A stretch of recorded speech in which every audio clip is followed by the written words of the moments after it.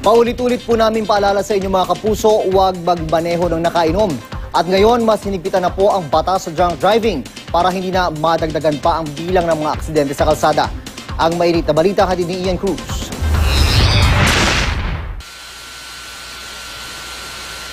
Video ito kay Justin Bieber nang maaresto kaugnay sa drunk driving. Ang popstar isinailalim sa sobriety test. Ganito rin ang gagawin sa mga mahuhuli sa salang drunk driving dito sa Pilipinas. Sa inilabas sa Implementing Rules and Regulations o IRR laban sa drunk driving, lahat ng driver na hinihinalang nasa impluwensya ng alkohol habang nagmamaneho sasailalim sa sobriety test.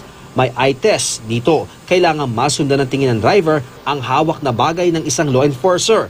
Walk and turn test gaya ng ginawa kay Justin. Meron ding one leg stand. Kapag nakapasa sa 3 pagsubok, bibigyan ng traffic violation ng driver.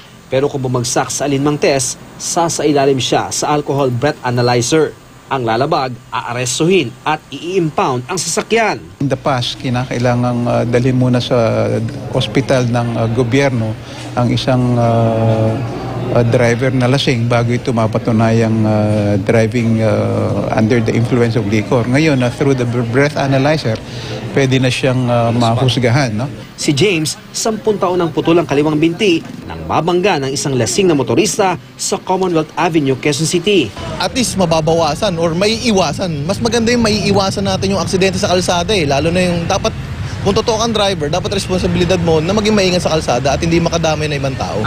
Sa tala ng PNP Highway Patrol Group o HPG, 70% ang road accidents dahil sa human error tulad ng drunk driving, speeding at maling pag-overtake.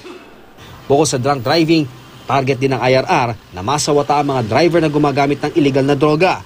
May kapangyarihan na ang Land Transportation Office na mag-random drug testing sa mga public utility drivers sa mga terminal sa buong bansa. 3 buwan hanggang 20 taong pagkakakulong ang parusa sa mga lalabag. 20,000 hanggang kalahating milyong piso ang multa. Suspendido rin ng 1 taon ang non-professional license sa unang paglabag at revocation sa ikalawang paglabag. Sa mga professional driver, revocation sa first offense. Sa June 1 ipatutupad ang IRR. Matutuwa naman ang National Center for Commuter Safety sa paglabas ng IRR.